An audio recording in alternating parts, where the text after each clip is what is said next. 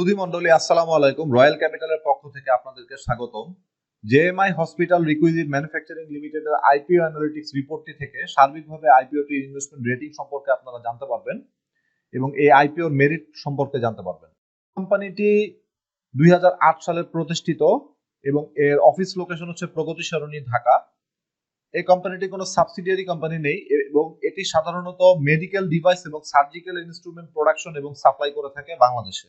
এর output market হচ্ছে local market অর্থাৎ বাংলাদেশ এবং ইনপুট মার্কেট হচ্ছে ওভারসিজ। এই কোম্পানিটি আইপিও থেকে টোটাল 75 কোটি টাকা ফান্ড রেজ করবে। Pre IPO paid up capital হচ্ছে 90 কোটি টাকা, post IPO paid up capital 125 কোটি টাকা। এই কোম্পানিটার অথরাইজ ক্যাপিটাল 300 কোটি টাকা। এটি বুক বিল্ডিং পদ্ধতিতে আসছে, অর্থাৎ এটির ফেস ভ্যালু 10 টাকা হলেও এর অফার প্রাইস 20 টাকা। মিনিমাম ইনভেস্টমেন্ট 20,000 টাকা করে লাগবে প্রত্যেকজন ক্লায়েন্টকে বিনিয়োগ করার জন্য এবং সাবস্ক্রিপশন ওপেনিং ডেট হচ্ছে 27 ফেব্রুয়ারি 2022, ক্লোজিং ডেট হচ্ছে 3 মার্চ 2022। এই কোম্পানিটির লং টার্ম রেটিং হচ্ছে A+। ম্যানেজার হিসেবে রয়েছে Janata capital and investment limited. Capacity utilisation চার্টটি থেকে আমরা দেখতে পাচ্ছি যে এর ক্যাপাসিটি ইউটিলাইজেশন রেট 2020 সালের ডেটা অনুযায়ী হচ্ছে 80%, অর্থাৎ 20% রিমেইনিং ক্যাপাসিটি রয়েছে। ভবিষ্যতে যদি কোম্পানিটি আরো এক্সপ্যানশনে যেতে চায় তাহলে ক্যাপিটাল ইনভেস্টমেন্ট দরকার, এর মাধ্যমে বোঝা যায়।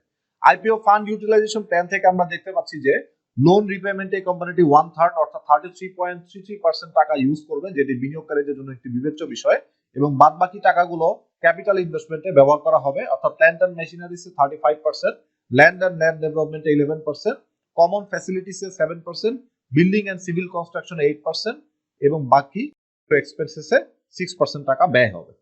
এখানে ইন্ডাস্ট্রিয়াল মার্কেট ফ্যাক্টর আন্ডারে কোম্পানি বনাম ইন্ডাস্ট্রি সম্পর্কে একটি চালচিত্র তুলে ধরা হয়েছে।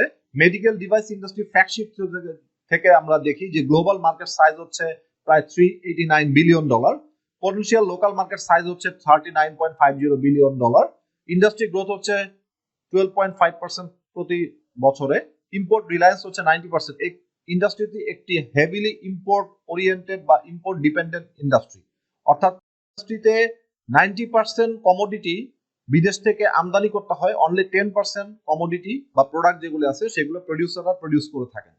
গ্লোবাল মার্কেট গ্রোথ হচ্ছে 4.5%।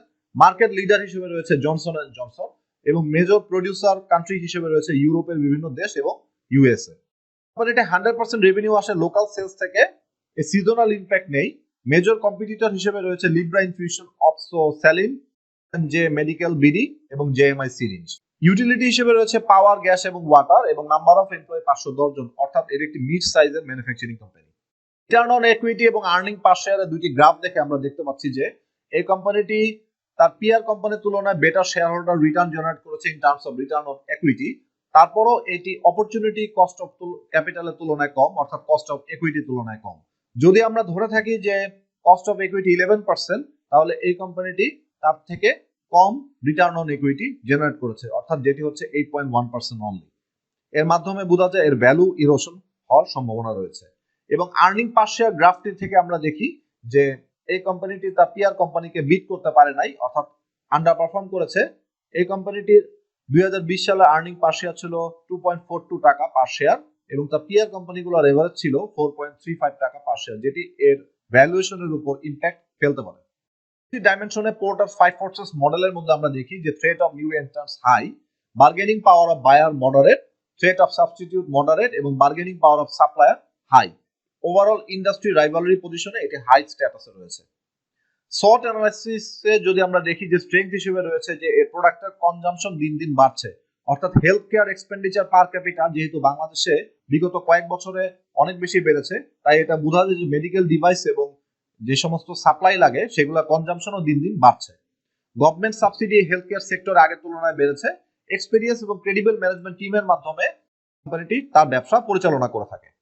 উইকনেসের আন্ডারে রয়েছে যে হেলথ সার্ভিস রুরাল এলাকা বা গ্রাম্য এলাকাগুলোতে হেলথ সার্ভিসটা সাধারণত দেখা যায় এবং এই কোম্পানিটা একটি ডেট লোডেড কোম্পানি, যেটার ডেট সার্ভিসিং ক্যাপাসিটি মডারেট পর্যায়ে রয়েছে এবং লিমিটেড ডোমেস্টিক প্রোডাকশন রয়েছে, বেশিরভাগ হচ্ছে ইম্পোর্ট নির্ভর। অপরচুনিটিস এর আন্ডারে রয়েছে ডিজিজ প্রিভেলেন্সের দিন যে বাড়ছে, এর কারণে এই কোম্পানিটির জন্য একটি অপরচুনিটি বয়ে আনতে পারে এবং হেলথ কেয়ার এক্সপেন্ডিচার যেহেতু দিন দিন বাড়ছে, যেটি এই কোম্পানির রেভিনিউতে পজিটিভ ইম্প্যাক্ট ক্রিয়েট করতে পারে ইন ফিউচার। থ্রেটের আন্ডারে রয়েছে যে ইম্পোর্টেড র মেটেরিয়ালের উপরে ডিপেন্ডেন্সি যেহেতু বেশি, কাজে ইম্পোর্টাররা যেহেতু হায়ার বার্গেন পাওয়ার এনজয় করে থাকে, যেটি কোম্পানির জন্য একটি থ্রেট হতে পারে। এবং significant exposure two foreign exchange risk currency কারণে এই কোম্পানিটি তার প্রোডাকশনে যাওয়ার জন্য যে যত ধরনের র মেটেরিয়াল ইম্পোর্ট করে থাকে সেটার একটা নেগেটিভ বা অ্যাডভার্স ইফেক্ট করতে পারে। ফ্যাক্টরের চুম্বক অংশগুলো যদি আমরা দেখি, প্রথমত দেখব যে যেহেতু এই কোম্পানিটি একটি মিডিয়াম সাইজের কোম্পানি এবং এর গ্রোথ মডারেট পর্যায়ে রয়েছে, তাই ওভারনাইট ফাইন্যান্সিয়াল এফিসিয়েন্সি জেনারেট করা একটু ডিফিকাল্ট হতে পারে এবং এর ফাইন্যান্স কস্টও সাধারণত বেশি, যেহেতু এটি একটি মডারেটলি ডেট লোডেড কোম্পানি। এবং ইম্পোর্ট ডিপেন্ডেন্ট ইন্ডাস্ট্রি হওয়ার কারণে লোকাল প্রডিউসারদের উপর অলওয়েজ একটা প্রেসার থেকে থাকে। এবং ইন্ডাস্ট্রি যেহেতু ইম্পোর্ট ডিপেন্ডেন্সি অনেক বেশি এবং ম্যানুফ্যাকচারার যারা আছে তারাও যেহেতু তাদের র মেটেরিয়াল বিদেশ থেকে আমদানি করে থাকে, তাই এক্সচেঞ্জ রেট ভলাটিলিটির কারণে এটা পারফরমেন্সের উপরে একটা ইম্প্যাক্ট করতে পারে। এবং সর্বোপরি কোভিড-19 প্যান্ডেমিকের যে ইম্প্যাক্ট আমরা গ্লোবালি দেখছি, যে আসছে, অনেক দেশে লকডাউন হচ্ছে, অনেক দেশে মানুষের চলাফেরার রেস্ট্রিকশন আছে, অর্থনৈতিকভাবে মানুষ কিছুটা কিছু কিছু ক্ষেত্রে ক্ষতিগ্রস্ত হয়েছে। সেই কারণে দেখা গেছে কনজিউমারদের পারচেজিং পাওয়ার কমে যেতে পারে, যেটি এই কোম্পানিটির সেলস রেভিনিউ গ্রোথ জেনারেট করার জন্য একটি অ্যাডভার্স ইম্প্যাক্ট ফেলতে পারে। স্ট্যাটিস্টিক্যাল মেজার অফ রিস্ক অ্যাসেসমেন্টে যদি আমরা দেখি যে সেলসের ক্ষেত্রে স্ট্যান্ডার্ড ডেভিয়েশন হচ্ছে 26 কোটি টাকা, নেট প্রফিটের ক্ষেত্রে 4.4 কোটি টাকা। এবং কোএফিসিয়েন্ট অফ ভ্যারিয়েন্স থেকে যদি আমরা আরো পরিষ্কারভাবে দেখি যে এর কোএফিসিয়েন্ট অফ ভ্যারিয়েন্স সেলসের ক্ষেত্রে 23% এবং নেট প্রফিটের ক্ষেত্রে অনলি 27%। যেহেতু এই দুইটাই 30% এর থেকে কম, অর্থাৎ 1/3 এর থেকে কম, তার মানে বোঝা যায় যে এর স্ট্যাটিস্টিক্যাল বিজনেস রিস্ক সাধারণত লো অবস্থায় রয়েছে। ম্যানেজমেন্ট ক্যাপাবিলিটি যদি আমরা দেখি, আব্দুর রাজ্জাক সাহেব উনি চেয়ারম্যান পজিশনে রয়েছেন, ওনার 24 ইয়ার্স এর সেম লাইনে এক্সপেরিয়েন্স রয়েছে। এবং সুরাইয়া আক্তার রিনা উনি এমডি পজিশনে রয়েছেন, ওনার 21 ইয়ার্স এর এক্সপেরিয়েন্স রয়েছে।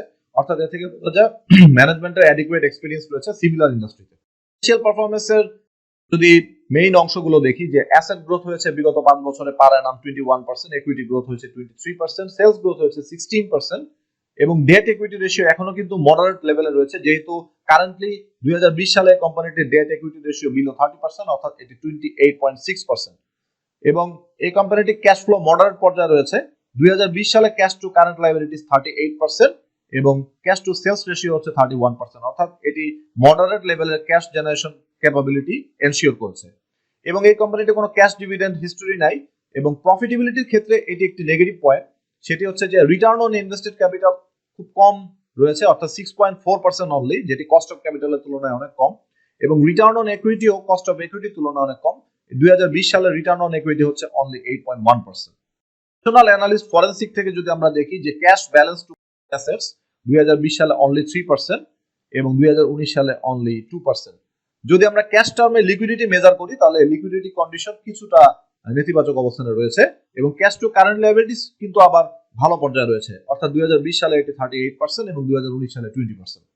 কনভার্সন সাইকেল দেখে আরো পরিষ্কারভাবে বোঝা যায় এর ক্যাশ ফ্লো পারফরম্যান্সটা। 2020 সালে ক্যাশ কনভার্সন সাইকেল হচ্ছে 287 ডেজ এবং 2019 সালে 278 ডেজ। অর্থাৎ এই কোম্পানিটি যদি প্রোডাকশন থেকে ফাইনালি বিক্রির মাধ্যমে সেলস ড্রাইভ করতে 287 দিন সময় লেগে থাকে 2020 সালের তথ্য অনুযায়ী, এবং 2019 সালে 278 দিন সময় লেগে থাকে। অর্থাৎ এইগুলোর কারণে কিন্তু এই কোম্পানিটি ওয়ার্কিং ক্যাপিটাল ডিফিকাল্টি ফেস করতে হতে পারে ভবিষ্যতে। এবং সবচেয়ে ইম্পর্টেন্ট যে বিষয়টি হচ্ছে যে inter company loan as a percentage of total asset significantly বেশি। এটি 2020 সালে 18% এবং 2019 সালে 23%। যেহেতু ইন্টার কোম্পানি লোন কি উদ্দেশ্যে নেওয়া হয়েছে এবং কোম্পানি লোন নেওয়ার পরে এই কোম্পানিটি সাফিসিয়েন্ট ফাইন্যান্সিয়াল পারফরম্যান্স জেনারেট করতে কিনা সেটি বিনিয়োগকারীদের জন্য একটি বিবেচ্য বিষয়। সর্বোপরি আরআইএল ইনভেস্টমেন্ট রেটিং এ ম্যানেজমেন্ট ক্যাপাসিটিতে 5/4 পেয়েছে, ফাইন্যান্সিয়াল পারফরম্যান্সে 5/2 পেয়েছে, যেহেতু মডারেট ফাইন্যান্সিয়াল পারফরম্যান্স এবং প্রফিটেবিলিটি ক্যাশ ফ্লো অনুযায়ী। পটেনশিয়াল ইন্ডাস্ট্রি এবং বিজনেস গ্রোথে 5/4 পেয়েছে, যেহেতু ইন্ডাস্ট্রিটা খুবই অ্যাট্রাকটিভ একটা industry. Health care expenditure it is expected যে এটা দিন দিন বাড়বে এবং মানুষ অনেক বেশি স্বাস্থ্য সচেতন হবে। এই কারণে ইন্ডাস্ট্রি গ্রোথ এবং বিজনেস পটেনশিয়ালে এটি 5/4 পেয়েছে। প্ল্যান্ড ইউজ অফ আইপিও এটি 5/2 পেয়েছে, কারণ হচ্ছে যে এর কিছু টাকা কিন্তু মোটামুটি একটা সিগনিফিকেন্ট পোর্শন, অর্থাৎ 33% এটা কিন্তু ডেট রিডাকশনে ব্যয় করা হবে। এবং রিস্ক অ্যাসেসমেন্টে 5/3 পেয়েছে, যেহেতু এর রিস্ক অ্যাসেসমেন্টের আউটলুকটা হচ্ছে মডারেট টু লো লেভেলে। এভারেজ স্কোর এটি 5/3 পেয়েছে, অর্থাৎ এটি ইনভেস্টেবল গ্রেডে আছে এবং এটি ইনভেস্টমেন্টের জন্য বিবেচিত হয়েছে। এই ছিল আমাদের JMI হসপিটাল রিকুইজিট ম্যানুফ্যাকচারিং লিমিটেডের আইপিও অ্যানালিটিক্স সম্পর্কে সার্বিক আলোচনা। আমাদের আলোচনাটি ভালো লেগে থাকলে আপনারা সবাই লাইক শেয়ার দিবেন, আমাদের সাথে থাকুন। আসসালামু আলাইকুম, আল্লাহ হাফেজ।